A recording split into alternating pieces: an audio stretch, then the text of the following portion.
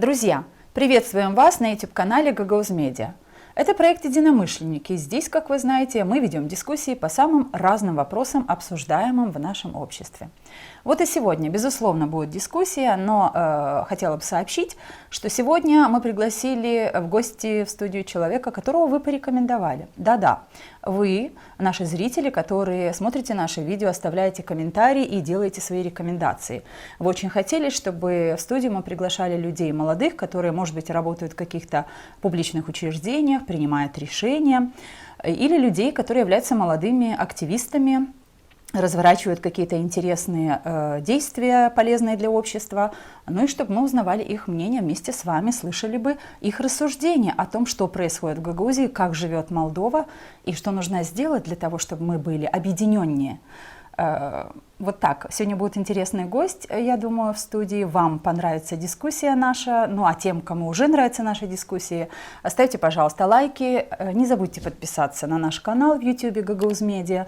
Делитесь с друзьями. И пусть нас, единомышленников, в Молдове будет больше. Да, мы ищем единомышленников и по ту сторону экрана. Поэтому не переключайтесь, оставайтесь с нами. Ну а совсем скоро, через пару секунд, начинаем. Мы все хотим достойных условий жизни. Мы все хотим качественной медицины. Мы все хотим хорошие дороги и коммуникации. Мы все хотим высокие зарплаты и пенсии. Мы все хотим, чтобы работали законы. Мы все хотим лучшего для Молдовы, и это нас объединяет. Значит, мы единомышленники. Здравствуйте, друзья!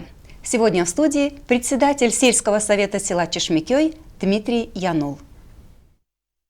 Дмитрий Янул, председатель сельского совета села Чешмекёй. В 2008 году соучредитель и руководитель общественной организации «Дельфин». В 2015 году специалист по делам молодежи и связям с общественностью в примарии города Вулканешты. В 2016 году инициатор создания местной инициативной группы МИГ Чешмяуа Судулуй, а с 2019 года президент этого МИГа. В 2020 году соучредитель и руководитель общественной организации Чешмяуа Судулуй с участием 17 населенных пунктов. С 2020 года менеджер проектов местного и районного уровня в общественной организации Ренаштере. Дважды избран в Совет регионального развития Гагаузии, в котором и сегодня представляет общественный сектор Вулканешского района. В 2015 году баллотировался в примары села Чешмекёй. В 2015, 2019, 2021 годах избирался в сельский совет, возглавлял профильные комиссии. С 2021 года председатель сельского совета села Чешмекёй. Работал журналистом в редакции Gagauzy Media МД и Чешмя МД. С 2022 года руководитель кружка рисования в Чешмекёйском доме детского творчества. С 2023 года руководитель кружка робототехники и программирования в Чешмекёйском лицее. Образование. Выпускник Камрадского государственного университета по специальности «Социальная защита», мастерант по специальности «Публичное право». В настоящее время получает степень магистра в Галатском университете по специальности «Коммуникария, мультикультуралитатия, и мультилингвизм», Румыния. Здравствуйте, Дима. Добро пожаловать в нашу студию. Здравствуйте, спасибо за приглашение. Вдвойне приятно быть приглашенным в Gagauzy Media. Тем более, что я когда-то работал, когда Gagauzy Media была не только YouTube-канал, а еще когда был новостным порталом. Да. Очень приятно. Вообще такая богатая биографическая сводка, что мы с Леной Федоровной сокращали. И в результате получилось вот так. Ну, а наши зрители очень хотели, чтобы мы пригласили в студию, повторюсь, молодых людей, которые занимают какие-то должности в каких-то публичных органах. И вот мы, друзья, сделали то, что, во всяком случае, для начала сделали то, что вы просили. Да, в вашей биографии сказано о том, что вы трижды избирались советником в местный совет села Чешмекёй. Вы сегодня руководите этим органом в вашем селе. Да. И, конечно, вы не понаслышке знаете, что для того, чтобы развивать село, нужно что-то делать. И в первую очередь, наверное, одним из залогов успеха являются конструктивные отношения с региональными властями. Но мы сегодня видим, что Народное собрание Гагаузии и исполком находятся в одной стороне, а местные органы власти и примары в другой. Существует определенное напряжение, которое возрастает день ото дня. Почему это происходит? Я думаю, что это все сделано умышленно, и началось это с приходом к власти нового Башкана, с приходом, скажем, прошоровской группы людей и в Народное собрание, и в исполком. И тогда всех, кто не поддерживает Шора и нынешнего Башкана, как бы начали по другую сторону баррикад откидывать. И это те примары, которые, допустим, хотят развивать свое село, и для этого не понимают, что надо сотрудничать с центром. И другие представители власти, которые, или других государственных органов, которые вынуждены в силу своей должности сотрудничать с центральными органами власти.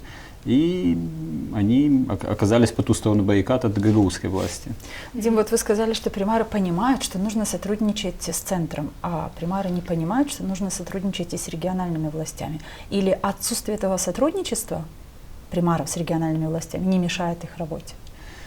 Я не думаю, что не мешает. Я думаю, что все-таки это усложняет определенные моменты. Но имея небольшой круг знакомых примаров и общаясь с ними, я вижу, что они из двух властей сотрудничества не отдадут предпочтение центральным органам. Интересно, почему? И почему? Потому что они видели результат этого сотрудничества. Если они обращались, были услышаны, были предоставлены... Как пример, можете сказать? Как пример, ну, допустим, сейчас... То есть интересно, как примар понимает, что, обращаясь в центральные органы власти, ты можешь быть услышанным, а обращаясь в региональные, тебя не слышат. Как это происходит? Но вот я даже когда предлагаю вариант обратиться в региональный, что это вот они обязаны сделать, эти примары сразу отметают: не-не-не, это глухо, это не получится. Лучше с этим выйти в центральные органы власти, потому что мы пробовали, и там нас слышат, и есть какая-то реакция. Дима, меня интересует, вот как реагируют на это жители. Они замечают эту тенденцию, видят, как они реагируют на это? Здесь, к сожалению, все сложнее, потому что жители чаще всего являются бенефициарами манипуляций, которые есть в интернете, да, потребителями информации в Фейсбуке, в ТикТоке. И здесь начинают уже говорить о том, что примары, которые были на встрече, допустим, скажем, с последней встречи с Речаном или с президентом, или же встреча была с руководителем госканцелярии, то значит они продались ПАС, они там против Гагаузии, они враги Гагаузии, и это муссируется. Я помню, было заседание агентства регионального развития. Мы не успели приехать с Кишинева, по дороге уже были новости о том, что мы чуть ли не предали Гагаузии, мы предатели Гагаузии за то, что мы поехали встретиться, по сути, провести заседание, учредительное заседание агентства регионального развития. Ну, наверное, мне кажется, что эту мысль даже поддерживают региональные власти. Вот недавно на съезде, который прошел на прошлой неделе, Константинов подчеркнул, что те примары, 3 примара он назвал, они сотрудничают с центральной властью, он их фактически назвал голосами. Золотые голоса, предатели гагаузского народа. Что в этих действиях стоит осудить? И на ваш взгляд, Дим, золотые голоса — это больше комплимент от Константинова в адрес трех примаров или что-то другое? Я недопоняла. Ну, мне сложно оценить, что такое золотые голоса, потому что, примары не являются каким-то законодательным органом или где-то они голосуют, чтобы принимать какие-то решения. А может, имелось в виду голоса как таковые, голоса, которые слышны, которых слышат их избиратели тех примаров? Может быть, это имел в виду? Сложно сказать, но я не знаю, что он имел в виду. Золотые в любом случае. В любом случае золотые, пусть примары воспринимают это как комплимент. Но то, что со стороны председателя Народного собрания, со стороны Башкана и советника Башкана по СМИ, они постоянно поливаются грязью в этом плане, это, конечно, нехорошо и некрасиво. Этих людей тоже избрали люди, выразили, дали им мандат доверия. Может быть, даже в комплексе у них мандат доверия больше, чем... По численности голосов. Да. И при этом они по долгу службы, они сотрудничают с центральными властями и должны. И по духу законов да. Они должны сотрудничать, региональные и местные органы власти, конечно. И поэтому обвинять их в том, что они сотрудничают, это как-то глупо, это даже не стыкуется ни с чем. Тогда для чего это делается? Вот такое ощущение, что... давайте возьмем сейчас не Гуцулы Константинова, нынешнюю данность, а вернемся чуточку назад. У Ирины Влах тоже были отношения напряженные с примарами. Помните, было очень много всяких таких собраний между примарами, когда одна часть примаров поддерживала отношения с Башканом, другая часть примаров выступала, было такое. Как вы думаете, почему это происходит? То есть это получается, что это системно, это не завершает. То есть вот это внутриусобица внутри Гагаузии, да, между примарами и региональными властями, всегда это есть. К сожалению, да, тогда тоже были две группы примаров из-за того, что на общем заседании Совета примаров, насколько я знаю, не присутствовал, но знаю от лиц, которые там были, не был избран предложенный Ириной Федоровной руководитель Ассоциации примаров. Да, речь шла о Горизане. Нет, она предлагала Фельчакова.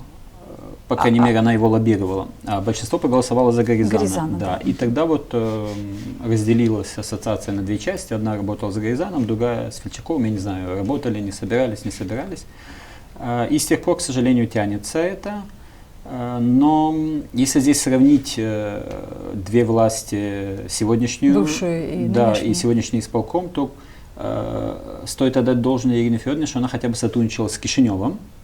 А нынешняя власть с Кишиневым, она его противопоставляет как самого страшного врага, хуже всех, что чуть ли кто даже общается с Кишиневым, то это предатели, самые настоящие предатели гагаузов.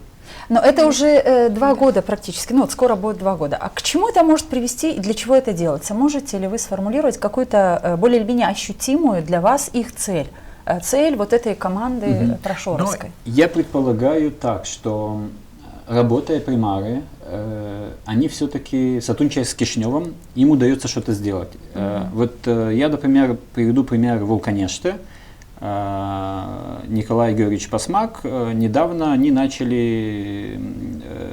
чуть раньше начали капитальный ремонт Дома культуры, и сейчас привлекли еще один проект из Агентства регионального развития, тоже по продолжению реконструкции Дома культуры. Плюс у них есть продвижки по проекту водоснабжения города Вулканеште, то ли, по-моему, с прута, который идет с Кагула, и там как-то ТИКа финансировала проектно-сметную документацию. Да. И там около 10 миллионов лей они получат на то, чтобы осуществить этот проект. Получат из государственного бюджета? Из Агентства регионального развития? Не могу точно сказать, но я на этой встрече он об этом сказал, что у них они прошли очередной этап и близко к финишу это. И он это сказал, что это как результаты сотрудничества с центральными властями. При этом с региональными властями нашими у них контакта нету, и они даже не воспринимаются. Иногда согласен, что они сами не хотят идти на контакт, местные примары с региональными властями, но это создало какую-то... Этому предпосылка, почему они не хотят с ними контактировать. Почему еще раз?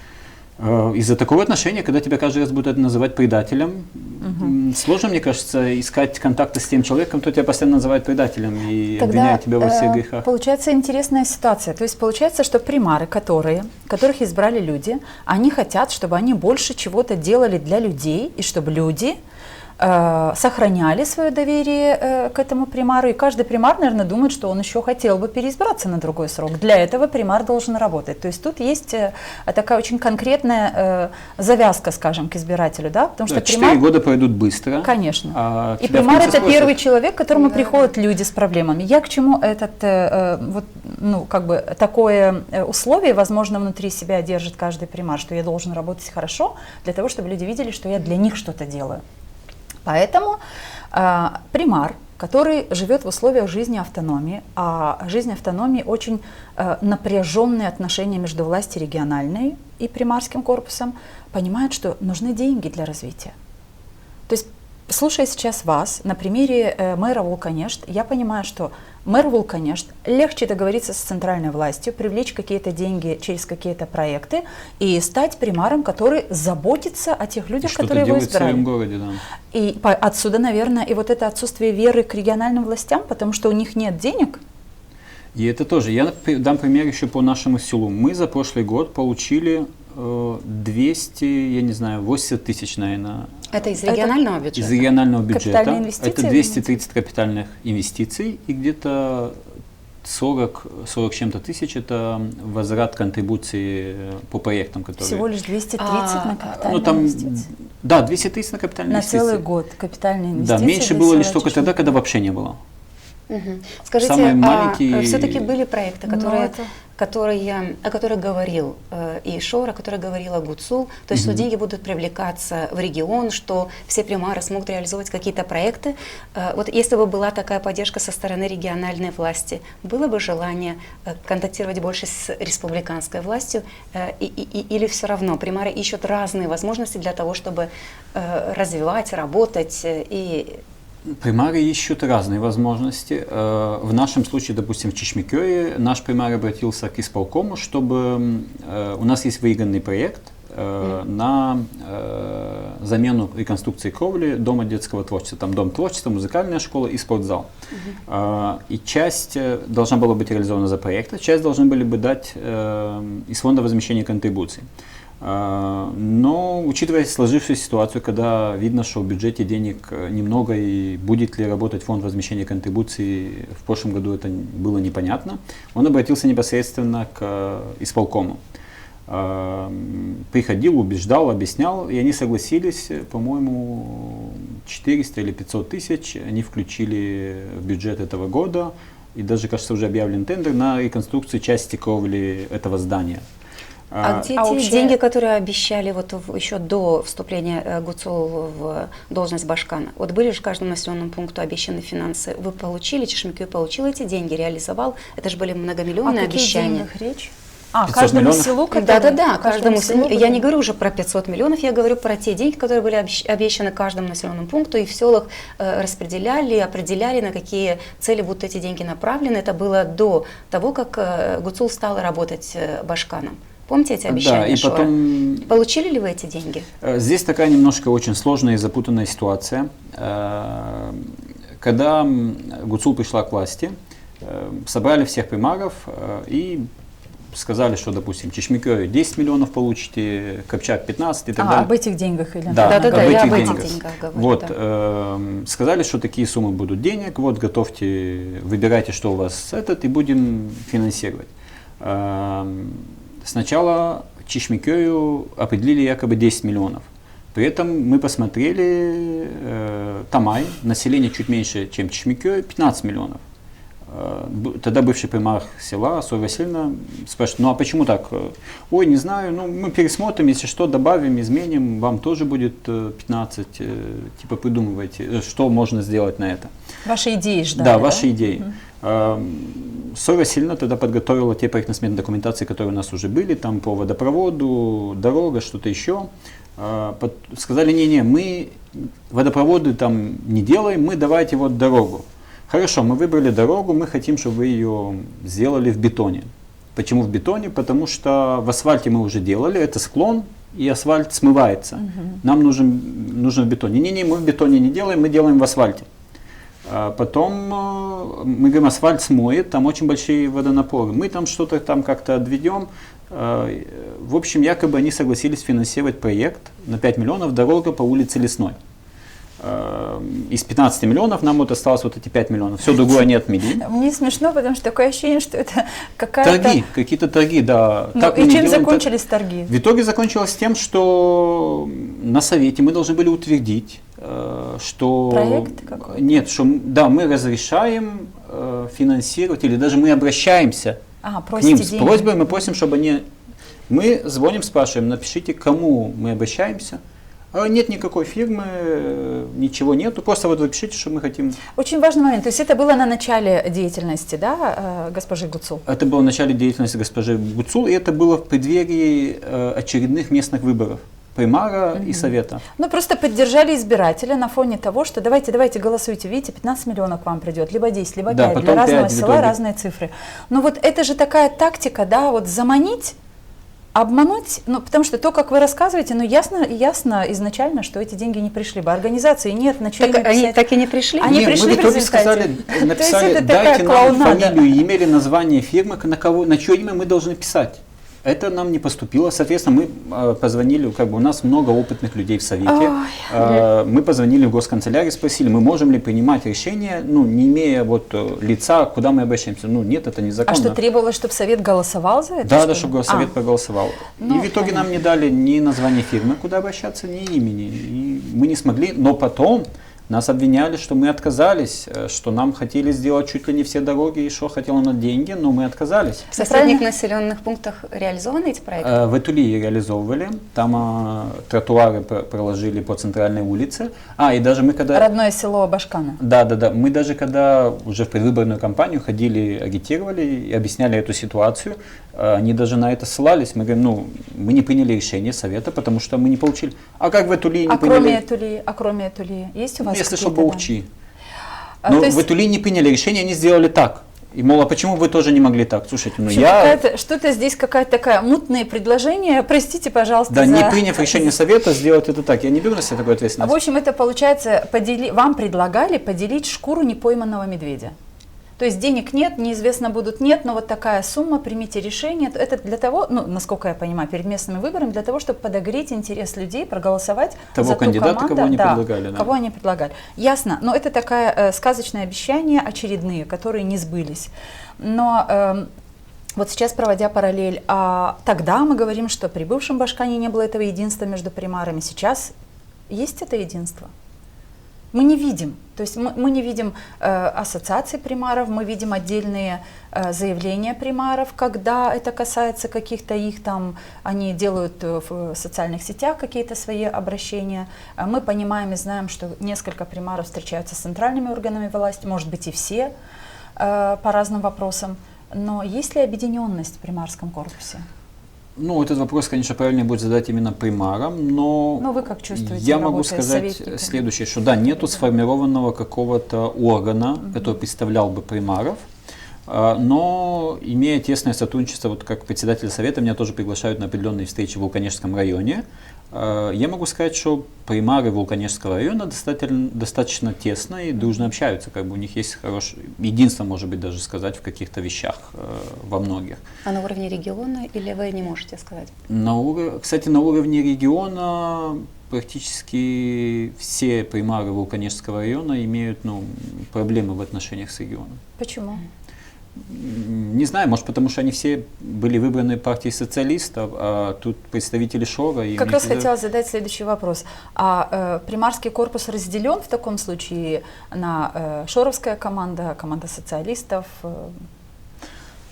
Не могу сказать точно, но можно сделать определенные выводы, когда есть какие-то встречи, где есть представители центральной власти, то симпатизантов Шора там нету, скорее всего. Скажите, одним из важных документов развития села является бюджет. Вот на текущий год, скажем, да? Бюджет на 2025 год. Предполагает ли финансы на развитие вашего населенного пункта? И вот за эти 2 года, почти 2 года, когда Башканом является Гуцул, почувствовал ли ваш населенный пункт, соседние населенные пункты какие-то новые возможности, которые бы открылись, и вы бы реализовывали их во благо своих сел, городов? Которых не было раньше, может быть. Да. Начиная, скажу, с 2017 года мы почувствовали возможность развития наших сел в проектах. И вот с тех пор мы бьем на это и ставим акцент на проекты. Вы говорите о каких проектах? Проектная деятельность на грантовые средства? Да, проектная деятельность на грантовые средства. То есть это фонды ЕС? Фонды ЕС, фонды Штатов, фонды Японии, все возможные, куда можно подать.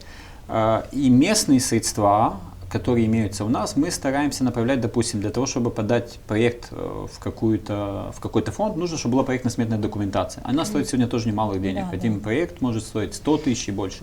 И мы их стараемся направлять на местные средства, на то, чтобы подготовить проектно-сметную документацию, а потом с ними уже обращаться в фонды. А с региональной власти, вот я сказал, последний год это 230 тысяч мы получили на капитальные вложения, и это наименьшая сумма, которую мы получали за весь период. То есть это по закону о капитальных инвестициях. Да. Но если мы с Леной Федоровной вспомним, тогдашние депутаты 6-го созыва, что в 2018 году, когда только был введен закон о капитальных инвестициях, село Чешмекёй получило... Я по годам не вспомню, но я помню, первый год мы получили почти 700 тысяч, второй 1 600 000 почти, потом чуть меньше, было 400, около 500 тысяч, но 200 не было никогда. В этом году 200, это 2024 год, да? Да. Вот что пишет Александр Григорьевич Тарнавский. То есть получается, что к чему же, простите, пожалуйста, Лена Федоровна, получается, что из года в год фонд капитальных инвестиций уменьшается и уменьшается. А в этом году, ну, в 24-м ушедшем и сейчас... Был самый маленький. Самый маленький. То есть где же тогда тут новизна и смелость финансовых решений, управленческих решений, благоустройства какого-то... Где край мечты? Где край мечты, да. Может, до края еще не дошли? Вы говорите о том, что в 2024 году всего меньше. Да, Чешмекёй получил всего лишь 280 тысяч. Александр Григорьевич, анализируя бюджет Гагаузии на 2025 год, выяснил, что на развитие инфраструктуры заложено всего 15,3 миллиона леев. Раньше на такие проекты выделялось до 70 миллионов леев. Сегодняшние цифры пишут, что это бюджет выживания, а не инструмент развития. И продолжая ту мысль, которую вы сказала, Кристина Федоровна, так все-таки что это позволяет делать этот бюджет? Вы говорите о том, что вы пытаетесь на те деньги, которые у вас есть, более остаются в вашем бюджете, планировать какие-то вещи, какие-то проекты писать и так далее. Да. Вот сколько денег на это в вашем бюджете есть в этом году, и что вы планируете на них сделать? Ну, я не знаю, что будет с капитальными вложениями, какая будет сумма на капитальные инвестиции. У нас есть в пределах где-то 300 тысяч, 400 это благоустройство. Я думаю, что капитальные вложения и благоустройство мы, опять же, если получится что-то больше, мы сможем вложить на какие-то, у нас, допустим, вот спортзал есть, нужно отремонтировать, еще какие-то важные объекты.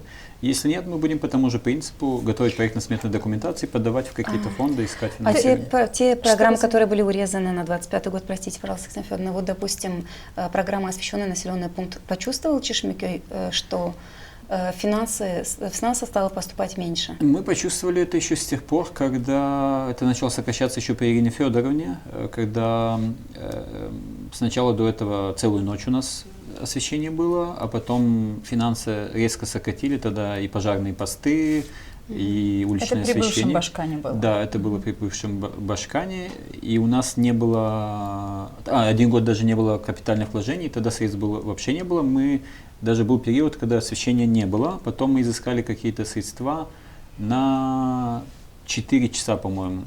У нас в 4 утра автобус выезжает в Кишинев, вот мы на полчаса включаем тогда, и все остальное время вечером. Допустим, 3 часа или 4, я сейчас точно сказать не могу, но это очень малое время. Заговорили об освещении. Я помню то время, когда мы имела самое прямое отношение, не скроем, к тому, чтобы... Проведение уличного освещения в селе. Чтобы уличное освещение в селе Чешмекёй было. И этот огромнейший проект, который стоил очень больших денег. Я помню, как люди очень хотели, чтобы улицы были освещенные, и приводили очень много доводов, что невозможно 20 лет жить в селе и ходить по темным улицам, потому что это и небезопасно, это... И это вообще даже как-то угнетающе действовало на людей, потому что как только стемнело, село покрывается мраком. Но и когда появился свет, я помню, как люди этому радовались. Теперь меня интересует вопрос, я не бываю в селе Чешмекёй каждый день, как вы. Но вот люди огорчены, люди возмущаются, потому что тогда люди возмущались, что можно же сделать свет, ну сколько можно, 20 лет по темным улицам ходим. А сейчас, когда 6-7 лет ходили по освещенным улицам, а теперь темные улицы, люди возмущаются? Сейчас таких острых возмущений я не слышу, но когда только-только началось вот это отключение, не включение, вернее, уличного освещения, тогда было очень много возмущений, но, к сожалению, как всегда, все возмущения идут к местной власти, к примару, к совету, вы советники, почему нету, что там. Но вы можете объяснить людям, что мы не получаем на это финансирование из избранного Башкана, исполкома. Мы объясним, допустим, 5, 10, 15, 20 человек, но жителей 4000, всем ты не объяснишь, тем более, когда еще есть информационная пропаганда региональной власти. Если мы говорим о реакции жителей нашей автономии на те процессы, которые происходят у нас в автономии. Ну вот получается, что в конце прошлого года, в ноябре, в декабре, и уже прошел январь, скоро закончится февраль, жители автономии не получают компенсацию за газ. Есть ли возмущение по этому поводу, и что говорят о том, что Кишинев эту компенсацию выплачивает, а вот местные органы власти вернее, не местные, региональные органы власти не выплачивают эту компенсацию? К И сожалению... понимают ли люди, что это разные компенсации? Потому что я помню тот период, когда люди говорили, мы получили от Ирины Влах. И очень многие местные советники, примары объясняли, это не от Ирины Влах, это компенсация, Потому что которая тогда выдается... заявление подавали на ее имя. Тогда так было. Заявление писали на имя Ирины Влах, Да. дайте нам компенсацию. Но что вот сейчас? видите, это... Сейчас я не знаю, как Сейчас, наверное, это. не Сейчас, пишут на по-моему, имя заявление не пишется. огородила себя Да, госпожа но Башка. сейчас как бы не получают Ну, компенсацию. вот, А есть ли почему? возмущения какие-то, требования? Возможно, люди... но сейчас же они, часть людей, которые сделали себе вот эти ПСБ-приложения, они получают вот эти... ПСБ это Промсвязьбанк, правильно Промсвязьбанк, понимаю? да, они получают 2000 рублей, по-моему, На карточке или 2000 своей. лей, да, на вот эти... Но мы же говорим о том, что сами власти региональные Да. выплачивали. Может, они думают, что это то, и поэтому не обращаются. Либо как-то подзабыли, люди сложно разделяют, какая компенсация откуда идет. Этот Не вопрос все это хотела. понимают, и люди в этом путаются. И поэтому я, честно говоря, не слышал еще возмущений, хотя часто встречаю в СМИ информацию о том, что вот принято интересно. решение, но деньги не даются. Сегодня уже февраль, зима заканчивается. Да, скоро когда март будут помогать людям да, март, последний месяц пережить эти отопления. годы. И Вот интересно, Месяцы, вернее. интересная такая штука получается. То есть вы говорите, люди не до конца понимают, чью компенсацию они недополучают. Но люди же знают, что они получали из бюджета Гагаузии такую-то компенсацию, 700 леев. В прошлом году выдавали по 300, по-моему, правильно ли я помню? Там из бюджета 700 и 700 и 200 200. разным категориям То есть, населения. То есть- тот, кто получал от государства, от Молдовы, скажем, от центрального бюджета получал 700 лей, им давали только 200. Те, кто не получал с центрального бюджета, им давали 700. Смотрите, то есть, как вы говорите, люди в этом плохо разбираются. Но я думаю, что люди, которые очень нуждаются в деньгах и которые знают, что одна компенсация должна прийти от бюджета Гагаузии, от региональной власти обязаны выплатить эту компенсацию, другая от центральных властей, то есть там правительство Республики Молдова. Третью они получают от Шора на карточке Промсвязьбанка, да, вы говорите. А как так получается, приложение? Как так получается, что люди, которые нуждаются в деньгах, не знают, от кого они недополучают? Или это какая-то такая манипуляция, которая убеждает людей в том, что мы вам дали на карточке, мы хорошие, мы же власть, а больше ничего не ждите, у нас денег нет. Ну, потому что в бюджете, как становится ясно, денег не так много, чтобы выйти и сказать щедро, мы вам как-то даем больше, вот чем при Ирине Влах. В ноябре и в декабре я слышал больше ажиотажа ажиотажа относительно компенсации. денег, Да, да? люди спрашивали, звонили и так далее. Значит, людям не так много надо, если они не требуют, чтобы бюджет Гагаузии им выплатил компенсацию. Можно прийти к Вы такой знаете, мысли или как-то- нет? Ну, сначала, мне кажется, перед зимой люди все пугались и боялись, потому что цены вырастут. А сейчас как-то уже свыклись, но сейчас я не слышу возмущений или же просьб, требования, где наша компенсация. Вы знаете, анализируя немножечко вот эту ситуацию, как-то в СМИ я прочитала мысль о том, что, возможно, нынешний исполком не составил вот это положение, согласно которому эти деньги будут распределяться. Но мысль такая промелькнула в СМИ. Я стала думать о том, То есть что из-за положения? но разве сегодня целый исполнительный комитет с заместителями Башкана, со всеми структурами в этом году увеличили финансирование на содержание чиновничьего аппарата, бюджет на 2025 год, сократили финансирование программы, допустим, «Освещенное село» и ряда других программ, И но увеличили, чиновничьего да. аппарата стало больше. Недостаточно ли сил у чиновников Чтобы разработать это положение и распределить эти финансы? А я потом подумала о том, что нет, они бы взяли, может быть, за основу то положение, которое действовало раньше. Не может быть. Потом я стала думать, почему же заканчивается февраль, все-таки эти деньги люди не получают? А может быть, этих потому что денег в бюджете нет? в денег бюджете? нет. Это самый скорый ответ. Может быть, что эти деньги просто нарисованы. 44,5 миллиона леев. Цифра Должны были есть, уйти, но да. за ними денег, может быть, и нет. Не возникает ли такая Как вариант, мысль? возможно. Я тоже, в первую очередь, подумал об этом. К тому же, сейчас недавно слышал, Молдова приняла сейчас решение кормить детей, так как в Гагаузии, да, до 9 класса. С 5 по 9 класс. С 5 по 9, Но да. в Гагаузии все, В Гагаузии дети все до школьники, 12 питаются, да, едят. но в любом случае это высвободило около 10 миллионов лей, правильно? Да, в бюджете Гагаузии. Да. Ну, то есть еще появился потенциал денежный для реализации каких-то социальных программ, в том числе и этой. Но вы знаете, еще одна мысль меня вот беспокоит, если думать о бюджете на 2025 год. Если и этих 44,5 миллионов нет, то те сокращения, которые были указаны, это лишь только вершина айсберга.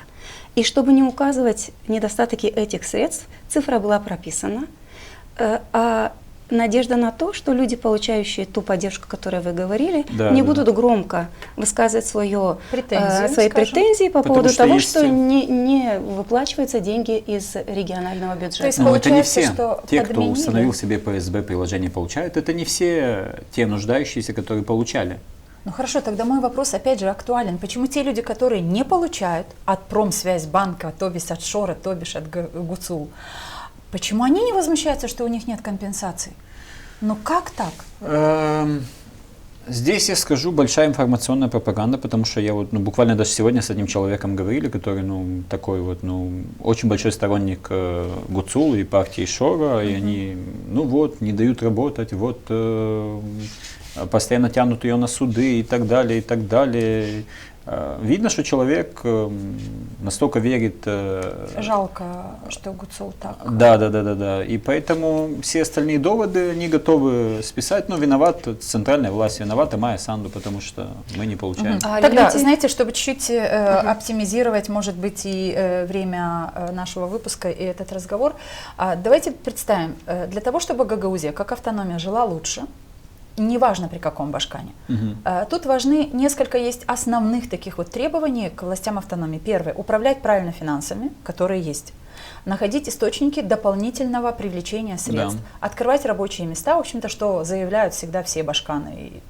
Все абсолютно, которые приходили к власти, в том числе и команда ГУЦУЛ Минимум заявила, создавать условия для открытия рабочих мест. Условия создавать, да, и было обещано 7 тысяч рабочих мест, насколько я помню, да, а прошло почти 2 года, то есть уже где-то там больше 1000 мест, или там уже 2 даже, должны были бы создать. Половина из того, что обещано. То есть, смотрите, я к чему это все. То есть вот это основные требования к власти, которая взяла на себя смелость заявить, что при нас, проголосуйте за нас, при нас жизнь будет лучше. Теперь мы видим с вами, обсуждаем, коротко видим, что жизнь лучше не становится. Села не стали получать и города больше денег из Гагаузии, из бюджета Гагаузии на капитальные инвестиции, напротив, уменьшаются и уменьшаются средства, которые получают села. Некоторые программы, такие важные, как освещенное село и прочее, тоже сокращаются. А денег нет, люди это не видят и не хотят признавать. Власть, конечно, не анонсирует, что у нас бюджет вот такой. То есть цифры, как говорит Лена Федоровна, это одно, это 44 тысячи прописано, но их можно написать и не выдать, как в случаях с компенсациями получается. Вопрос, можем ли мы надеяться на то, что на фоне той дезинформации, на фоне бесконечных коротких видео в этих тиктоках и где там еще люди видят, когда-то, или что должно быть, чтобы люди начали анализировать, что хороший управленец – это тот, который показывает, как бюджет формируется и как он эффективно расходуется. Если людям это не интересно, то тогда они ничего не могут требовать от этой власти. А людям это не интересно, как я понимаю. Вы же говорите, что люди не хотят отвоевывать свои компенсации, которые положено получать. К сожалению, да, люди не очень заинтересованы в отстаивании или в получении информации. Они просто хотят, чтобы им дали о бюджете, да, они хотят, чтобы кто-то это сделал за них. И в условиях сегодняшней ситуации я все-таки считаю, что власть центральная, региональная должны контролировать то, что выходит в СМИ. Очень много дезинформации. А люди по-прежнему верят тому, что говорят в телевизоре, что это 100% правда. А сегодня ТикТок вышел на такой уровень, что если сказали в ТикТоке, то это чуть ли не... Как с этим бороться? В Молдове столько проблем.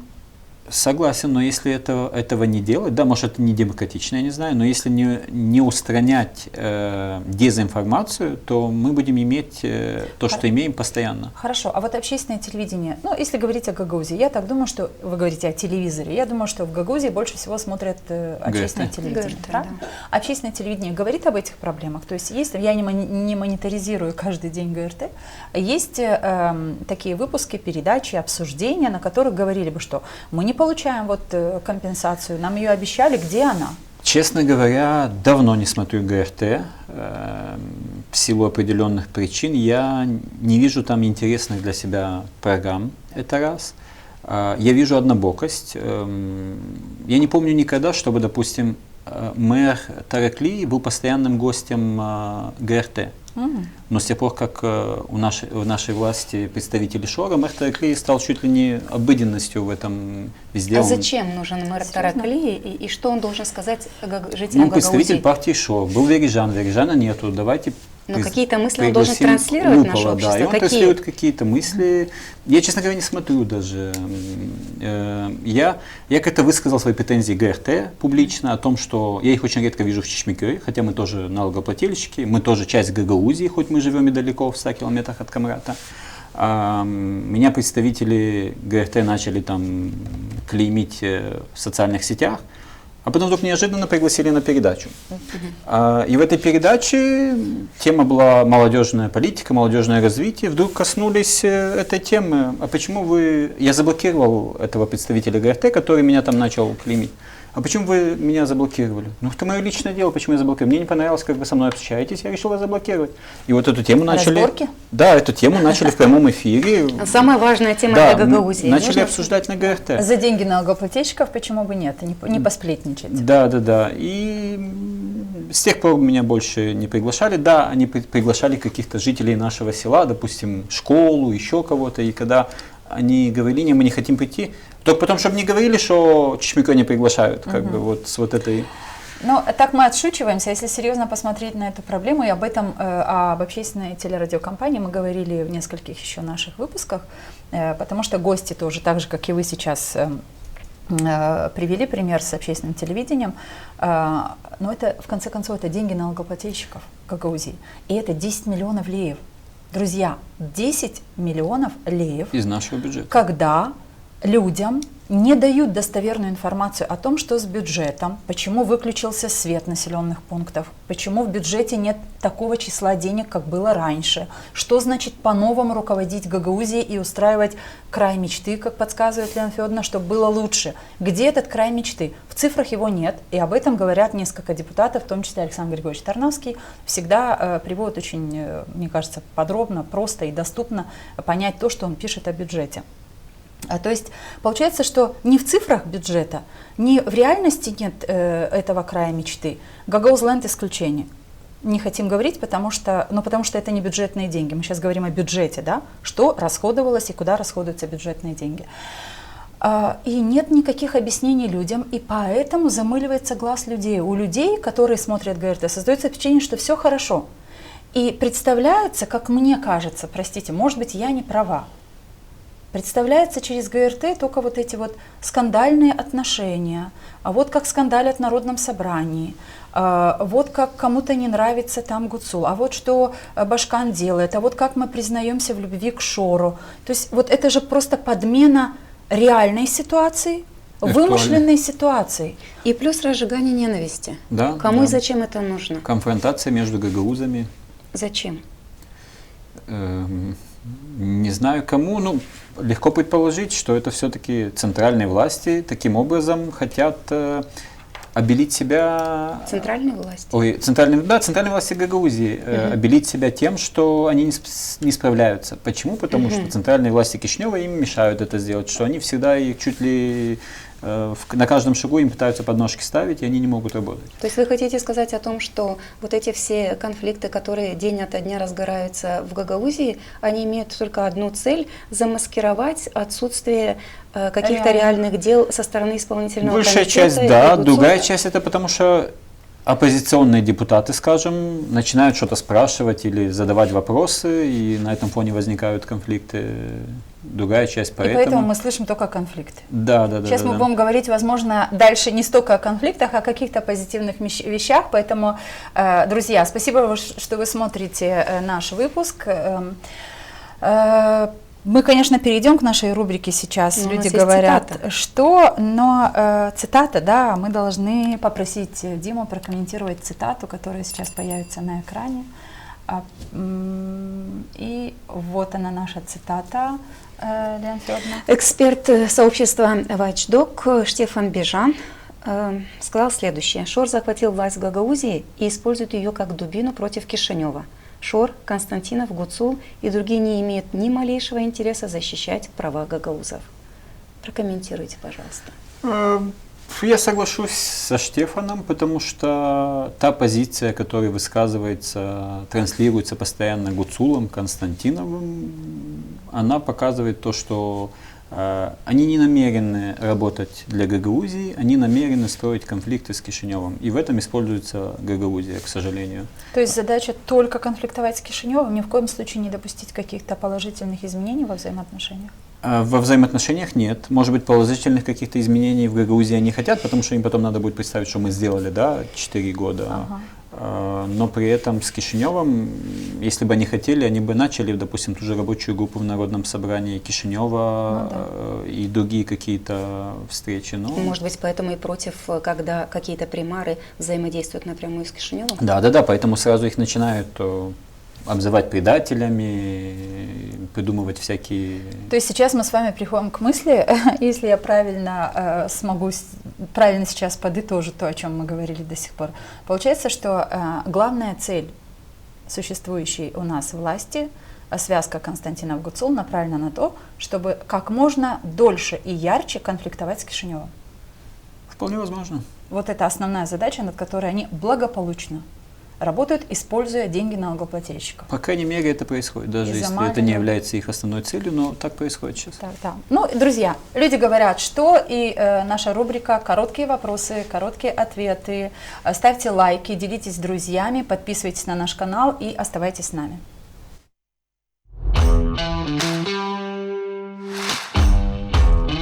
Люди говорят, что...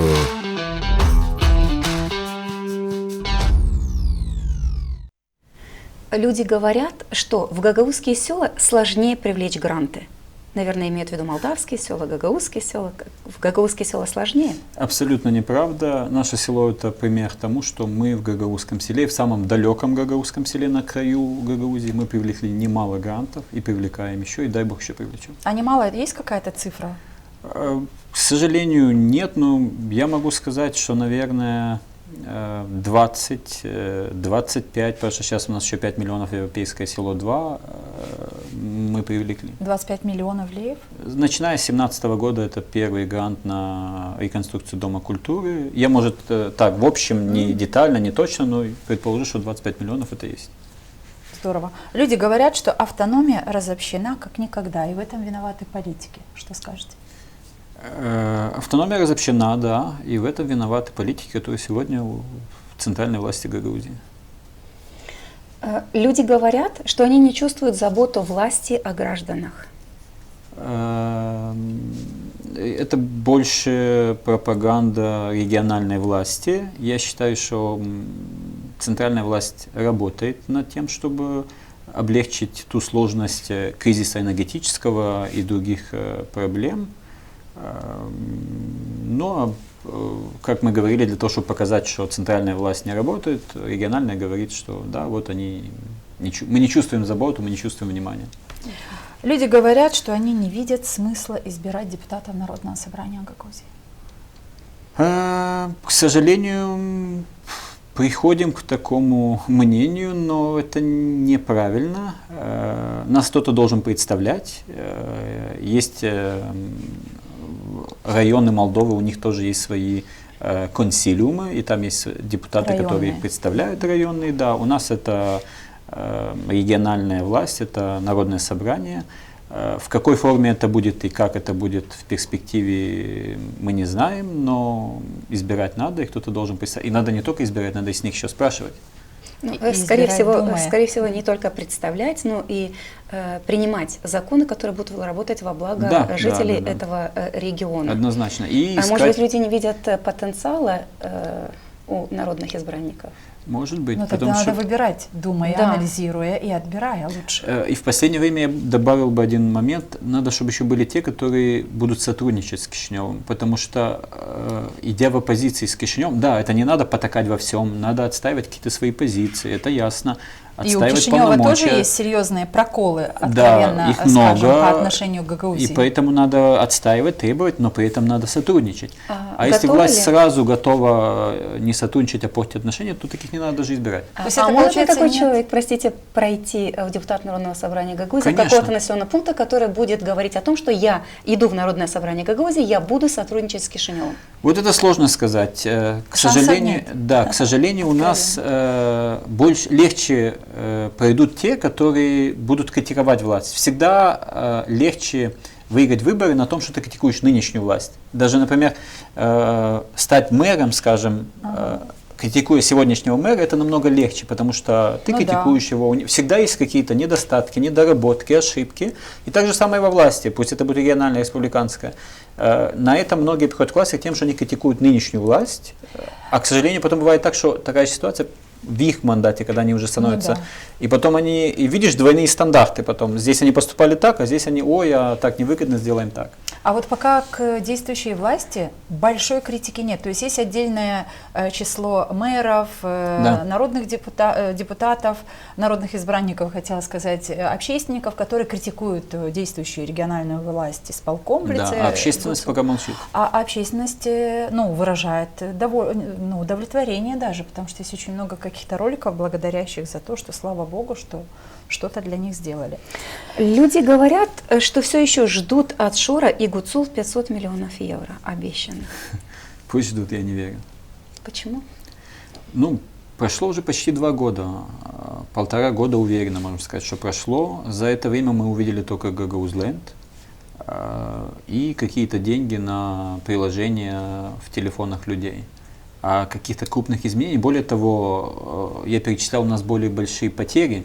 Мы потеряли из-за изменения НДС, вы имеете? Да, вот НДС мы потеряли. Многие предприниматели выписали, соответственно, сейчас экономических агентов стало меньше, потому что они переехали, скажем, в другие населенные пункты. Да, в другие районы. Увеличилось, а у нас уменьшилось. Да, и у нас сейчас уменьшился бюджет, поступление в бюджет, соответственно, мы потеряли многое от того, что у нас сегодня власть Шора. 500 миллионов евро. Вот в Чешмекёе кто-то спрашивает, кто-то говорит, вот вы как примар передайте власти, или вы депутат, уважаемый депутат села Чешмекёе, или там, не знаю, Авдармы, Киритлунги, передайте, пожалуйста, Гуцул, что мы ждем, где эти 500 миллионов евро? 500 миллионов это настолько глобально, что, мне кажется, даже не все верили или никто не верил в это. А про 7 тысяч рабочих мест верили? Но такие простые вещи, как 1000 евро за рождение ребенка, да? Да. А вот мне до сих пор хочется тех людей спросить, которые агитировали тогда и говорили, вот 1000 евро будут получать. Да, сейчас получают, но это решение центральной власти. Сейчас получают. Решение государственного бюджета выдаются эти деньги. Да, из центрального бюджета Молдовы мать, родившая ребенка, получает 20 тысяч лей. Это и есть 1000 евро, но региональным бюджетом мы эти деньги. Но, видимо, когда люди получают эти деньги, думают, что это как раз то, что обещала Гуцул. Я допускаю, что многие так и думают. Я иронизировала, вы подтверждаете, что это так может быть? Но у нас неоднократно были такие ситуации, даже с той 1000 лей, которую получили как поддержка от государства люди на отопительный период из Кишинева, а думали, что это пришли деньги от сейчас, благо, приходит смс-ка GoVenday, там написано, люди не очень, наверное, вникают. То есть, получается, мы тут с вами, уважаемые коллеги, мы тут несколько раз говорим о том, что люди не очень понимают, люди это не очень понимают. Так, может быть, основная проблема в том, что у нас люди не понимают, для чего мы избираем власть, что у нас есть бюджет, что его надо контролировать. Люди, может, не знают, что надо контролировать тех людей, которые растрачивают наш бюджет. У нас высокий уровень политической безграмотности. Политической? Да, и гражданской тоже. И гражданской. Я бы сказала, что выше гражданская безграмотность, чем политическая. Потому что политической люди, особенно последние выборы, мне кажется, к сожалению, к великому сожалению, это позорно, но это так. Люди поняли, что электоральный подкуп – это главное, что они должны выдержать на выборах. Не выбрать, за кого я голосую, потому что какого качества тот человек, которому я даю бразды правления над Гагаузией. Почему перестали люди думать об этом? Вот кого мы избираем, и что То есть мы же он идем может к лучшему сделать? врачу, мы идем к лучшему Да, педагогу, да, да. хотим попасть, а мы Гагаузию доверили. Вот. Здесь, к сожалению, наверное, много факторов. Один из факторов все-таки, что люди бедные, где-то даже нищие, они готовы продаться, скажем, откровенно, потому что, был момент, когда я говорил с человеком относительно Шора, вот они где-то были на какой-то встрече, там опять обещали, что он придет к власти, повысит пенсии и так далее, и так далее, и так далее. И я начал приводить пример, вот что Гагаузия потеряла, когда к власти пришел Шор. И они говорят: Ама у бизе парилан сатаналы, у бизе вери парада безон кавледиста. Но, Дима, я знаете, на что хочу обратить ваше внимание? Вот вернемся к той сумме 44,5 миллиона леев, да, которые были заложены в этот год на поддержку людей, на компенсации. Получается, что все же понимают, что те деньги, которые они получают от Шора, это явление временное. Но потерять то, что закладывалось раньше в бюджет, а теперь не будет закладываться, это реально. И в дальнейшем, может быть, через год люди перестанут получать деньги. Шора не будет. И тех денег тоже не будет. А потеряют их они уже не на год, а, возможно, навсегда. Сложные конструкции, наверное, Люди да? эти детали не понимают. Да? Эти 44 миллиона это на этот год, да? Мы в предыдущем году, да, ноябрь-декабрь, не получили. Нет, получили сколько? Не выдавали людям из регионального бюджета за ноябрь-декабрь совсем. 300 и 400 разве не давали? Не давали. Они обещали, но их тоже не дали, не да? было. Нет. Вот когда было принято решение вместо 700 дать 300. Да. Решение было принято, но они не были выплачены. Даже их не дали. Но смотрите, и даже тогда не было возмущения. Смотрите, получается такая картина. Обещаний, просто вагон и тележка. Невыполненных обещаний такой же вагон и такая же тележка. А все равно любим. Все равно не дают власти работать. Но с этим нужно что-то делать. Я согласна с вами, что люди очень быстро дезинформируются, потому что сейчас очень много всяких дезинформационных таких вот элементов. Источников в ТикТоке, в разных других там приложениях. Вот наши дискуссии, они посвящены тоже тому, чтобы попытаться до каких-то людей достучаться, для того, чтобы можно было подходить более серьезно к тому, кого мы выбираем. Людей, с какими качествами мы наделяем вот этой властью, чтобы потом требовать от них хорошей жизни. Вот это будет временное. Мне очень понравилось, как Лена Федоровна сказала, вот это временное «бизе шор вере пара», ama biz lazım öğrenelim bizim büdjeti görme, даннама аңгы insanlar biz getirdik o kuvvede. Не сонно kullanıла o пари, не гелей без Сорма. Давайте еще два вопроса, вернее, у нас есть в этой рубрике. Люди говорят, что села погрузились в темноту. Прям в темноту не сказал бы. У нас определенный промежуток времени вечером все-таки освещение есть, и утром, когда люди идут на автобус, но это все-таки не то, когда освещение было полноценное почти всю ночь, и это было безопасно, допустим, ходить, и это снижает риск воровства, потому что все-таки улицы освещены. Увеличивает риск, да? Сейчас увеличивает, да. Тогда, когда освещенная круглую ночь, это снижает, да. А вам приходилось, как председатель местного совета, как минимум, либо советнику, объяснять людям, что сейчас будет вот такое-то, такое-то положение со светом? Сейчас уже нет, потому что люди к этому привыкли. А поначалу? Но поначалу, когда это было еще при Ирине Федоровне, вот это сокращение, тогда было очень много споров, очень много дискуссий, очень много вопросов. Тогда мы в совете искали средства, как... Потому что тогда полностью одно время прикатили, потом начали датировать по 2,5, или я не помню. И этого не хватало для того, чтобы освещать? Да, и надо было... И мы собрали все советники, искали какие варианты, потому что у людей были вопросы. А сейчас люди привыкли? То есть получается, что потихоньку мы можем привыкнуть к тому, что улицы могут быть темными вообще всегда? Да, потому что частично проблема была решена. Не полностью, но частично. Да? Все-таки освещение какое-то есть, и поэтому люди уже свыкли с тем, хотя бы столько есть. Да, но сейчас я думаю, что таким аргументом для людей еще и стало то, что повышенные тарифы на электроэнергию, и люди, наверное, думают, что как мы дома чуть больше стали экономить, так и при мэрии. Тарифы только сейчас повысились, а мы уже 2 года или 3 с... Да, и последний вопрос. И последний вопрос в этой рубрике. Люди говорят, что молодым людям нет места в нашей стране. Нет, скажу неправда. Считаю, что есть много возможностей, большой потенциал, особенно в городах. Кишинев. Я знаю очень много жителей нашего села, которые в Кишиневе устроились, работают, имеют хорошие зарплаты, очень хорошие по меркам нашего села. Есть некоторые работают в Луканештах, кто-то в Камрате, в Кишиневе. К сожалению, в селе это сложнее. Проблемно. Да, это проблемно. Но если говорить о Молдове в целом, А почему возникают такие мысли? Люди, допустим, многие выпускники вузов пробуют себя реализовать вначале в нашей стране или вообще и не пробуют? В последнее время я вот наблюдаю по знакомым выпускникам, они все-таки больше себя реализуют вот прям в Кишиневе, да. И если раньше повально было, закончили, уехали в Россию, да, на заработки, то сейчас как-то больше остаются здесь. Кто в IT пошел, кто в преподавание. Не знаю, что поменялось, какая-то конъюнктура, но все-таки молодежь больше как будто остается здесь. В мире произошли определенные изменения, война в Украине – это тоже повод для того, тоже, чтобы да. и состояние, возможности, наверное, и в других странах уезжать на заработки не такие, скажем, привлекательные, как это было раньше, до войны, скажем, да. Поэтому война откорректировала очень многие позиции в жизни очень многих государств.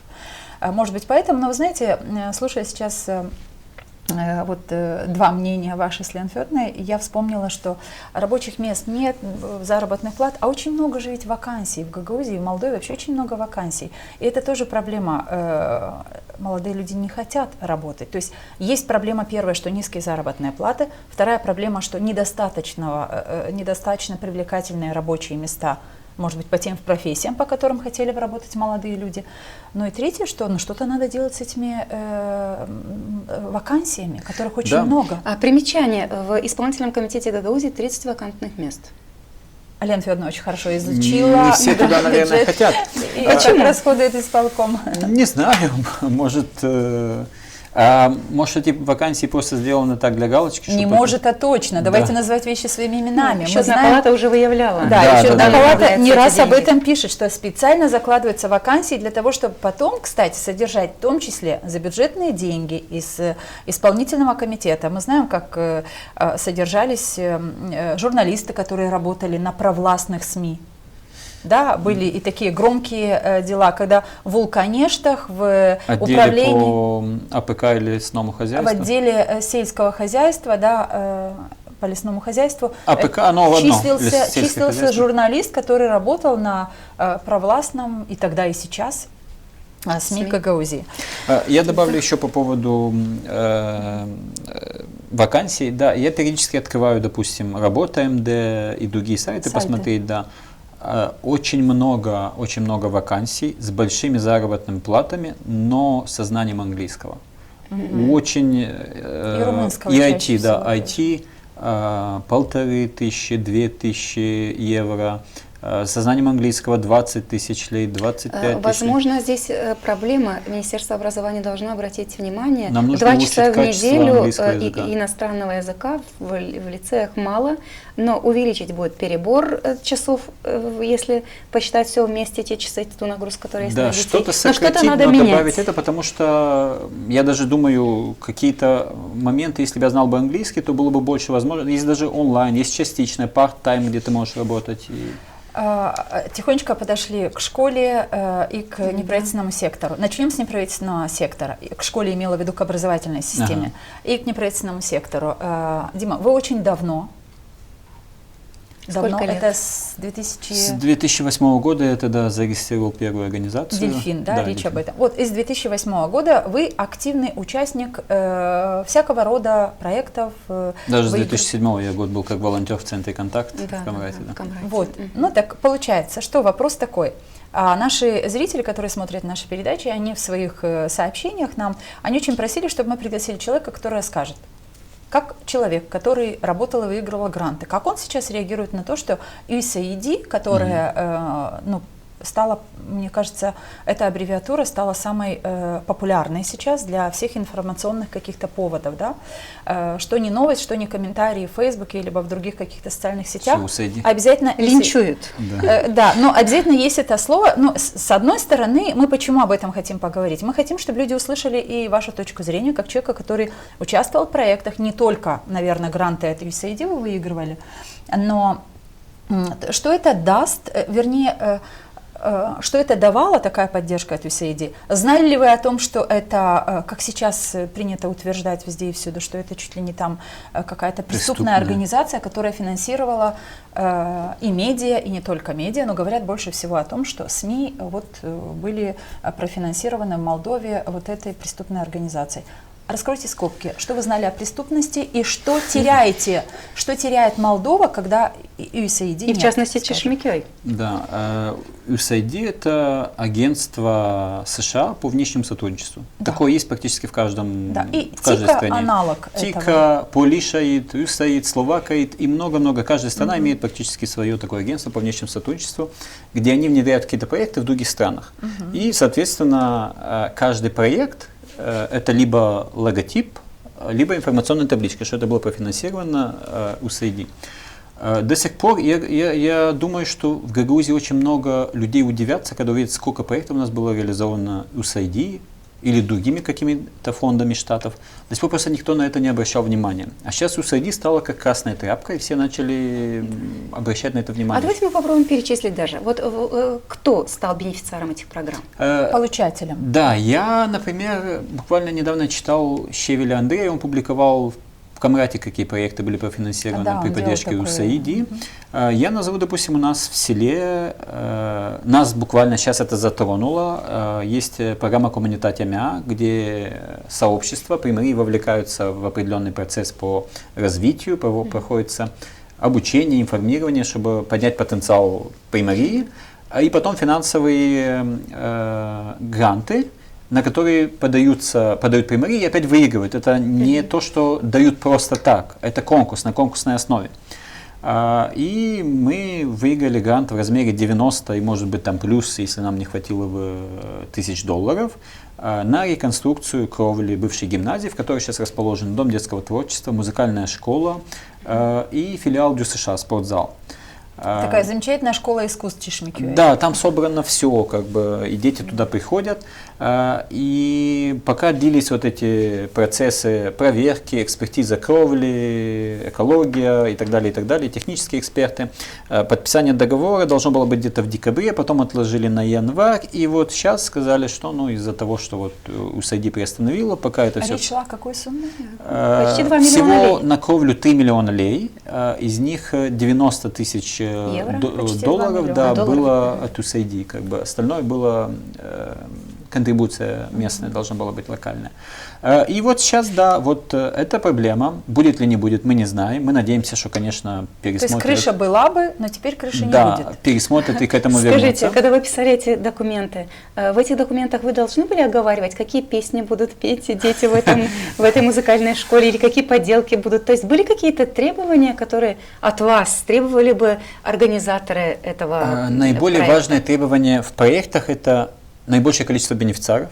Чем больше бенефициаров будет, получателей. Да, будут пользователи этого учреждения, вот этого объекта, да, который реализуется, тем больше шансов выиграть этот проект. Но назовите эти цифры. Сколько людей? 200, Сколько детей? Да. 143 учащихся Дома творчества, около 40 музыкальной школы, 183. 30 чем-то спортивная школа и еще сотрудники.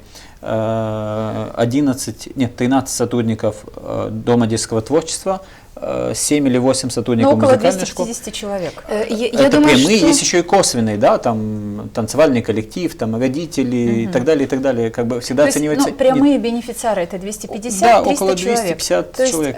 300 человек пользовались бы этим зданием, и крыша была бы надежная, не протекающая. Теперь этой крыши не будет. Да, Наверное, есть негодование по отношению к Трампу за это решение в Чешмекёе.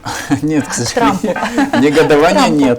Но вот примария отремонтировала... Пока к Трампу письмо, извините, приняли решение написать только Гуцул и Константинов. Да, заметил тоже сегодня.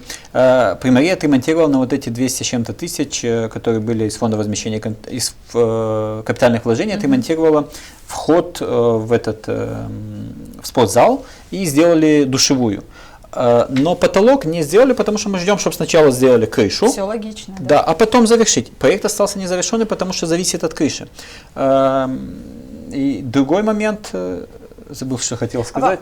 Ну, мы говорим о USAID. Есть вот, что вы чувствуете, когда вы видите вот эти сообщения, когда чуть ли не только СМИ имели какие-то, я не знаю, взаимоотношения, сотруднические какие-то отношения с преступной организацией, которую так заявил Да, сейчас Трамп? начали линчевать все, кому не лень. Вас это касается лично? Меня касается, потому что я занимаюсь грантами давно. Я когда вижу такие цитаты «грантоеды», я вот даже в той передаче на ГРТ был один коллега по столу, где мы рядом сидели, и он не назвал прямо грантоеды, но вот те, кто пишут гранты, те, кто выигрывают, внедряют, чуть ли мы какую-то проблему и заразу в Гагаузию не принесли.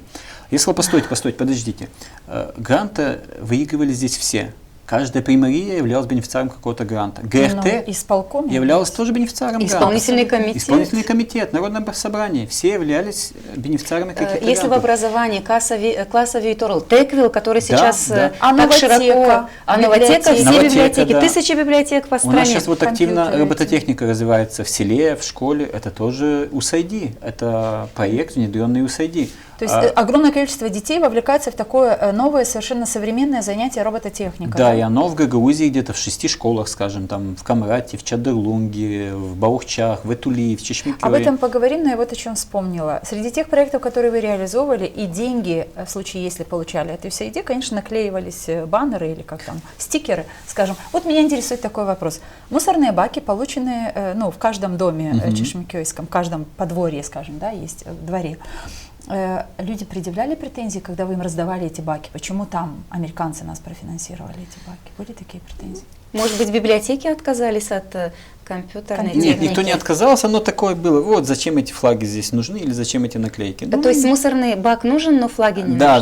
Но тогда нам надо просто, людям, с нашим менталитетом нужно разобраться, что мы хотим и как. То есть если мы не хотим иметь отношения с донорами из Европы, из Америки, то нужно просто всем в Гагаузии честно собраться и потребовать от нашей власти громко сказать, что мы не хотим никакой международной помощи, у нас все есть у себя, мы самодостаточный регион. Чего вы улыбаетесь? Это очень глупо, очень глупо, но это справедливо, да, если мы не хотим. Но это было бы честно. Это было бы честно, да. Я хочу сказать, что реальное развитие села я почувствовал тогда, когда мы начали пользоваться грантами и проектами. Это с тех пор, как появился в Гагаузии САРТ, и потом начались активно другие проекты. И тогда мы почувствовали, что у нас есть какие-то возможности и силы что-то делать. Да, потенциал. До этого бюджет всегда скромный, да, многое не сделаешь на бюджете.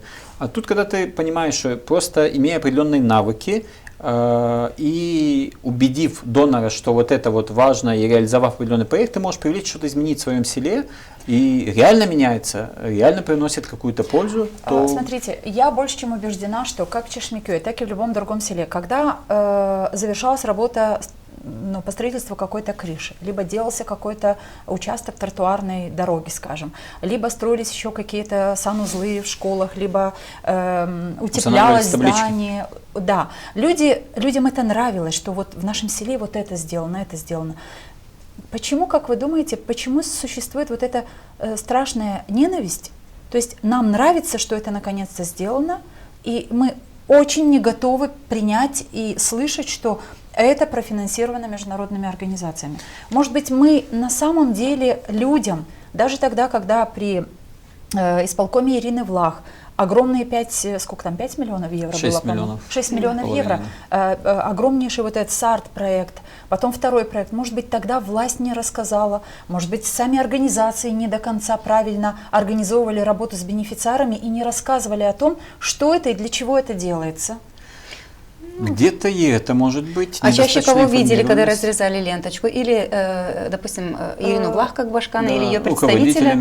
И больше было представление о том, что сделали региональные власти, чем те, кто действительно то есть эти финансы принимали это, вы думаете? Постоянное инспектирование, как я не идут думаю, работы, что поэтому видео целое. Но причисляли заслуги за то, что реализовано то или иное, исполнительному комитету, смотрите, региональным властям. Еще один момент хочу добавить вот по поводу кровли. Да? Вот вчера была вулканическая встреча с господином Ричаном. О, да, хорошо, что да, об этом и были примары Вулканического района. И вот наш примар обратился к Речану с этой проблемой, что вот, ну, вот у САИДи было, проекты были выиграны, мы потратили туда деньги, мы потратили 100 с чем-то тысяч на то, чтобы сделать проектно-сметную документацию. Для села да. это деньги, да. Это существенные деньги для села. И господин Речан сказал, что будут изыскивать какую-то возможность, либо привлекать другие фонды, чтобы реализовать те проекты, которые были начаты и приостановлены у САИДи. И вот тут, когда те люди, которые, представители власти, которые осуждают примаров, которые идут навстречу с центральной властью, да, ищут решение. Да, где найти это решение, если не при таких встречах? Вот не ходите на встречу с Санду, не ходите на встречу с Речаном, не ходите на встречу с тем министром, а как тогда решать эти вопросы?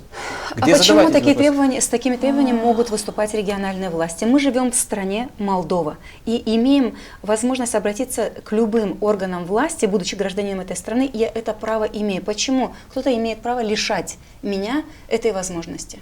Никто не имеет права лишать, но получается, что это да, именно навязывается, что... Если Константинов говорит, что 3 золотых голоса там едут в Кишинев, то не означает, что надо верить Константинову, потому что Константинов говорит это потому, что ему это важно сказать и заклеймить этих 3 мэров, которые благополучно развивают свои города. Может быть, недостаточно хорошо, но они не сидят сложа руки, как и многие другие мэры городов, которые тоже, как вы приводите сейчас, да, пример, люди ищут деньги. Если закрылся этот фонд, то где найти деньги, чтобы не потерять все-таки начатый проект, правильно?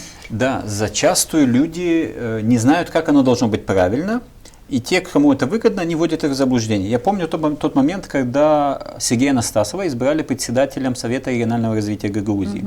В Кишиневе на заседании. Да, в Кишиневе на заседании.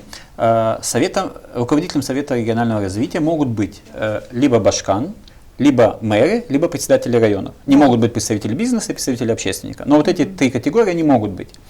Но я сплошь и рядом, в том числе и на ГРТ, я от председателя Народного собрания слышал, вас вместо башкана поставили председателем Совета регионального развития, к Анастасову, да? Не вас поставили, его избрали, и не вместо башкана. И он имел право. Он имел право, да. Это мог быть избран председатель Чадыгунского района, Камарадского района, Вулканежского, примар какой-то мог быть избран. Но и такие ложные тезисы нести с ГРТ, с трибуны Народного собрания, да, ну, ты сначала сам разберись, как это должно быть, а потом говори.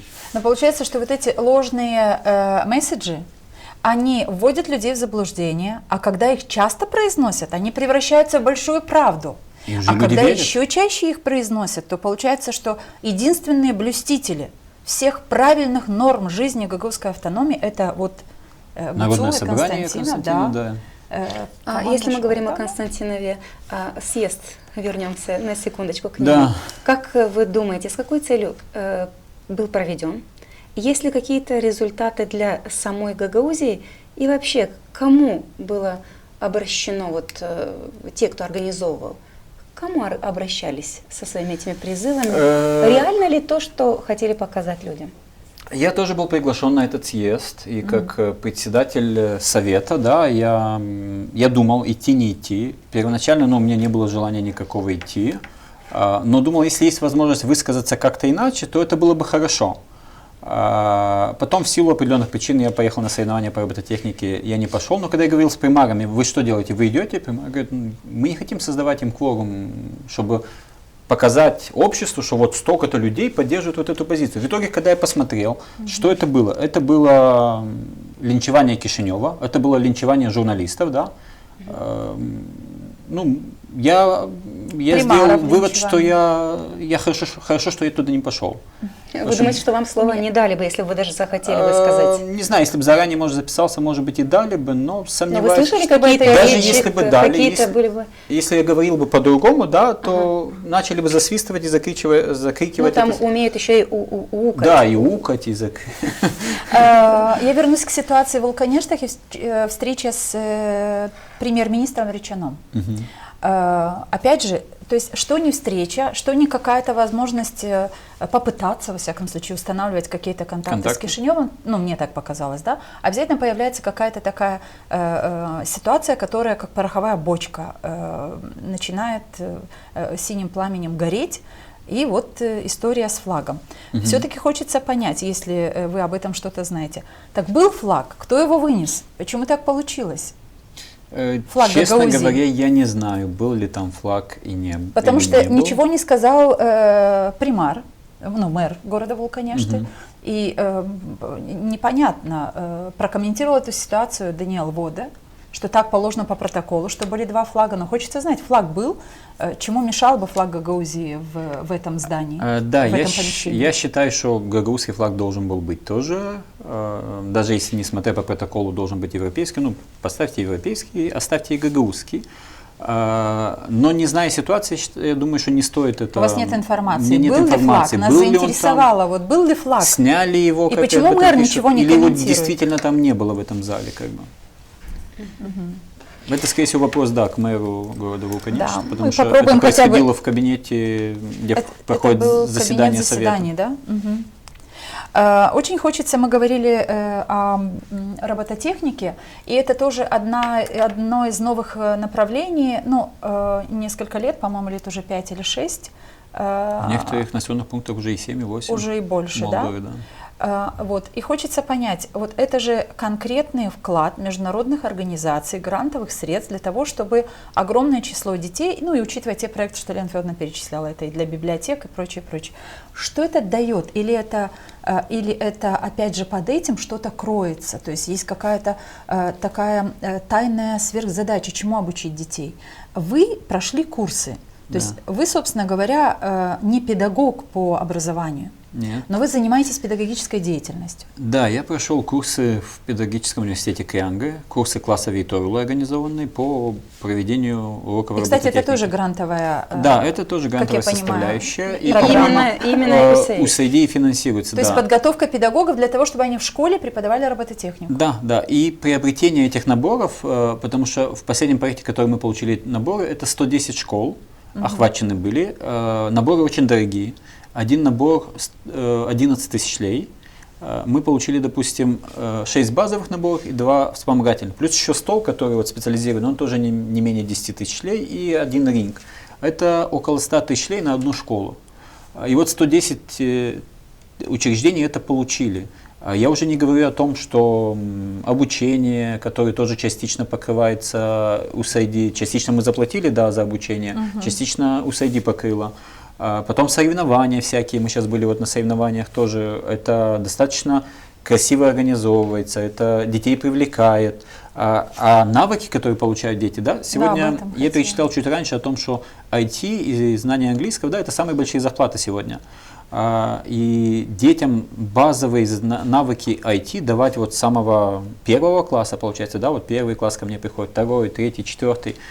Самые базовые навыки программирования они уже получают. Дальше, если им эта сфера понравится, они пойдут более углубленно изучать другие программы, языки программирования и смогут в перспективе пойти в сферу IT и получать большие деньги. У детей? Да. И Сколько детей с вами занимается в одной из сельских школ? У меня зарегистрировано 29 детей, но и гораздо больше.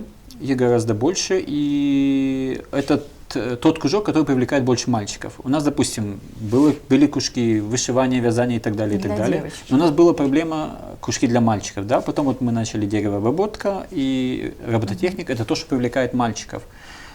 Есть те, которые более постоянные, есть те, которые реже. Но в общем, я думаю, около 35-40 детей, которые приходят заниматься робототехникой. Вот вопрос, который я задала. То есть выгодополучатели это дети, которые учатся тому, что вы сейчас перечислили. Но есть ли под этим какая-то другая задача? Потому что я в общении с одним своим приятелем, который тоже категорически против таких фондов, как USAID, говорит, что ну, это же не просто робототехнику. Да, я слышал какие-то там интервью людей, которые говорят, что это большие деньги, это детям очень нравится. Это же для чего-то там детей чему-то учат. Есть же какая-то скрытая цель. Есть эта скрытая цель в робототехнике, которой вы обучаете детей? Да нет никакой скрытой цели. Во всех проектах есть определенный формуляр. Ты отвечаешь на эти вопросы как анкета. Что даст твой проект, да? И один из моментов – это долгосрочность проекта. Долгосрочность этого проекта. Как он будет жить? Да. Когда закончится дальше вот закончилось финансирование. Со школы преподаватель получает зарплату на проведение этих уроков.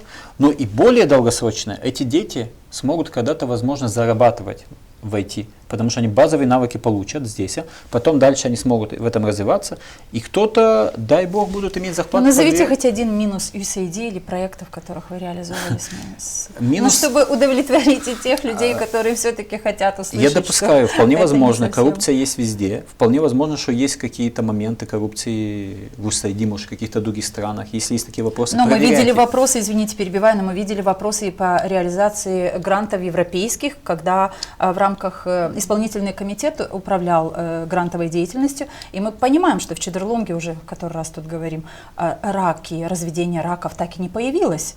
И сайт исполнительного комитета, который связывал все звенья 8 на 8 миллионов лев, тоже не появился. Это было при... Не, он есть, но, по-моему, не функционирует так, как он должен был функционировать. То есть за что платили деньги? 8 миллионов леев, секундочку, 8 миллионов леев было потрачено исполкомом, непонятно на что, но должен был появиться сайт, в котором есть очень подробная информация, вы взгляните только на Да, и там автоматически можно было подавать документы, заявки, конечно, там, получить документооборот должен был бы быть очень-очень все управления должны были быть связаны с этим сайтом. Безусловно, эти вещи должны проверяться. Я сегодня, перед тем, как приехал сюда, у нас буквально была проверка проектов 2021 и 2022 года. Кто проверяет? Solidarity Fund, да, это польский фонд солидарности. Они получали в том числе от Полишаид и USAID, кажется, да, и они проверяют проекты трехлетней давности, да. Вот прошло 3 года. Это вызвано было сейчас вот этим скандалом, вы думаете? Я не думаю, может быть, но они нам об этом не сказали, да, но они проверяют именно проекты, которые были профинансированы в рамках Solidarity Fund. А да, что проверяют? Была анкета у них, да, сколько бенефициаров, функционирует ли, да, мало ли, может, мы продали оборудование, да, функционирует ли, проверили оборудование, стоят ли таблички, кстати, да, вот. Где... Кто выделил финансирование для реализации проекта? Прошлись, посмотрели, увидели, что это все работает, функционирует, остались довольны, мы довольны. Не сказали вам о дальнейшей судьбе USAID? Нет. Ну, а как вам идея о съезде, возвращаемся, да, а как вам идея, она, по-моему, в резолюции написана, да, Елена Федоровна, обратиться к Трампу для того, чтобы... Да, она вписана в резолюцию. Это не юмор и не ирония, это просто один из пунктов резолюции съезда, обратиться к Трампу. Как вам То есть такой пункт? мы всегда ненавидели Америку, прямо ненавидели, и сейчас мы решили обратиться к Трампу. А что изменилось, как вы думаете? Не знаю, не знаю, что изменилось, но это выглядит настолько сложно даже назвать. Но проанализируйте ситуацию в Гагаузии в 2022 году, отношение жителей автономии к Америке да, и даже сегодня. В 24-м. Америка самый большой враг, и все, что происходит, всякое зло в мире, это Америка, да. И тут сейчас мы давайте будем обращаться к Америке, просить что-то, чтобы она на что-то повлияла там, или что-то сделала. А почему? Что изменилось? Да? Оставим этот вопрос для Дмитрия Георгиевича Константинова, которого мы пригласили уже в передачу. Придет? Обещался, увидим, посмотрим. Не ответил, но сказал, что его пятница устраивает больше, чем четверги. И все-таки у нас есть еще одна цитата Александра Григорьевича, который говорит следующее. Вот это главное лицемерие властей автономии. Как будто не было визита Дмитрия Константинова в Израиль к Илону Шору. Как будто у нас не было представления состава исполкома на площади перед исполкомом Илоном Шором. Как будто у нас нет Башкана, который через слово благодарит Илона Шора, являющегося угрозой национальной безопасности Республики Молдова. Почему мы об этом не говорим? То есть сегодня мы видим угрозу в организации USAID, но мы не видим угрозы у себя под носом. Да, мы видим угрозу преступной, так называемой, да, ими в кавычках, организации USAID. Так ее назвали. Да, так ее назвали. При этом это не доказано, это пока что заявлено, да. Ведутся проверки, где-то что-то выявится, скажут. Но при этом, где принято судебное решение, что Шор участвовал в краже миллиарда и что это... Осужден за да, это. Осужден, можно сказать, преступная группировка, которая действует против Молдовы. При этом это нормально, мы получаем от них средства, и мы довольны. Ну и вопрос такого морального ощущения. Человека, который работает с грантами, привлекал гранты, и на 25 миллионов это очень серьезный взнос в развитие села. Это не все мое. Это командно, понятное дело, но я имела в виду, что 25 миллионов на развитие села, то есть это внешние средства грантовые, это немало. Как вы себя ощущаете в обществе гагаузском, потому что у нас очень много ненависти, агрессии, дискомфорта, об этом говорят очень многие люди, которые анализируют и критически относятся к тому, что происходит и в Молдове, и в Гагаузии. Вы как себя ощущаете? В селе, слава богу, я не знаю, нету каких-то таких критических и каких-то осуждающих мнений и позиций. Я достаточно активно помогал жителям села там написании заявок на компенсации, вопросов, всяких заявлений. Я не знаю, может, в силу этих причин они это мне не говорят. Доверяют больше. Да, но в соцсетях я вижу вот это, мне когда вижу эти слова грантоеды, да, меня это цепляет. Я... Ну, ответьте здесь, чтобы... Вы много наели за счет гранта? Вы много наели? Много наели за счет гранта? Да, вы. У меня за весь период было только 2 проекта, где я имел зарплату. Это проект, где мы начали сбор и вывоз мусора в селе Чешмекёй, и проект по информированию людей о вреде коррупции. Вот это 2 проекта, где у меня была зарплата. А многие проекты, это, все остальные проекты, это бесплатная работа для примарей, для села, где я тратил свое личное время, которое я мог бы уделить своей семье и себе, на то, чтобы написать этот проект, потом отчет написать, промежуточный отчет, финальный отчет и так далее, и так далее, и так далее. Господи, а зачем вы это делаете? Я живу в этом селе, живут мои дети, моя семья, и я хочу, чтобы я жил в соответствующих условиях, хороших условиях. Поэтому я создаю условия, в первую очередь, для себя и, соответственно, для всех жителей, которые... Вот, Дим, я вас знаю много лет. Мы вместе работали над какими-то проектами. И все равно у меня вот в этой ситуации, когда я вижу в социальных сетях и грантоеды, и не столько, у меня все равно возникает вопрос. Вот вы можете предложить и другим людям, нашим односельчанам, заниматься такой же работой? У вас есть своя команда, которая на протяжении многих лет работает с проектами. У вас не иссякают силы, все еще есть надежда на то, что людей можно убедить, что надо своему селу помогать тем, чем можешь. А возможности сегодня есть немаленькие. Я очень рад, что в нашем селе поменялось отношение ко всему этому, в том числе и власти, открыты к проектам. Вы имеете в виду сейчас мэрию? Да. Я думаю, что большинство поняло, что с помощью грантов мы можем сделать многое в селе. И люди вовлекаются, даже если нужно какую-то часть, контрибуцию внести сами. Пример того проекта, где мы собирали 26 или 30 тысяч лей, собрали на качели, на фотозону. В центре села. Да.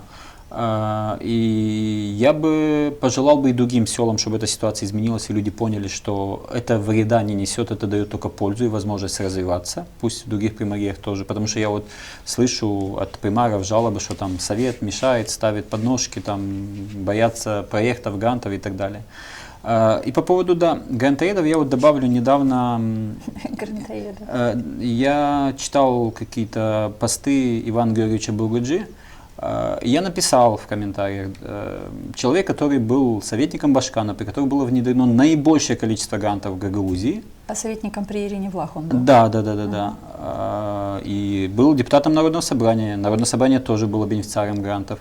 Вот если мы грантоеды и преступные, я не знаю, то вы кем тогда являетесь? Вы соучастник или вы тоже грантоед? К кому вы себя относите? Вот не ответил он, давайте мы на этом, завершая передачу, вам предложим нашего чая. Да, я даже его мы продолжим разговор, но здесь нужно поставить точку. А на вопрос, которым Дмитрий попытался завершить свою последнюю мысль в этой дискуссии, в этой студии, вот не ответил Иван Георгиевич, а вы кто? Вот тем людям, которые задаются вопросом, если есть грантоеды, которые столько помощи приносили и приносят еще своим селам, жертвуя своим временем, возможностью быть со своей семьей и отдают это тому, чтобы написать и помочь селу решить какие-то серьезные проекты, серьезные проблемы, вернее. Вот ответьте, пожалуйста, все на этот вопрос. А что каждый из нас, каждый гражданин, что делает для того, чтобы тот населенный пункт, в котором мы живем, каждый из нас, чтобы он становился лучше? Пусть это будут не европейские гранты, пусть это будут не американские гранты, пусть это будет что-то другое, ваш личный вклад, ваши 6 кустов розы, которые можно посадить где-то. Пусть что-то каждый сделает для того, чтобы, чуточку меньше было бы агрессии, а если и критиковать, и просить ответов на вопрос, то давайте честно, по-здоровому и по-взрослому отвечать для того, чтобы не потерять равновесие в нашем обществе и здоровую атмосферу для того, чтобы жить объединенно, не конфликтовать. размышлять, рассуждать, но не конфликтовать. Так хочется, чтобы это так было. Мы, Елена Карамид и Екатерина Жекова, говорим вам до встречи. Единомышленники здесь ставят точку. А вы, друзья, оставайтесь с нами. Подписывайтесь на наш канал, ставьте лайки, ищите нас во всех социальных сетях. И, конечно, продолжайте писать свои комментарии, рекомендации. Мы все слышим, читаем, учитываем и вернемся в студию через неделю. Мы все хотим достойных условий жизни. Мы все хотим качественной медицины. Мы все хотим хорошие дороги и коммуникации. Мы все хотим высокие зарплаты и пенсии. Мы все хотим, чтобы работали законы. Мы все хотим лучшего для Молдовы, и это нас объединяет. Значит, мы единомышленники.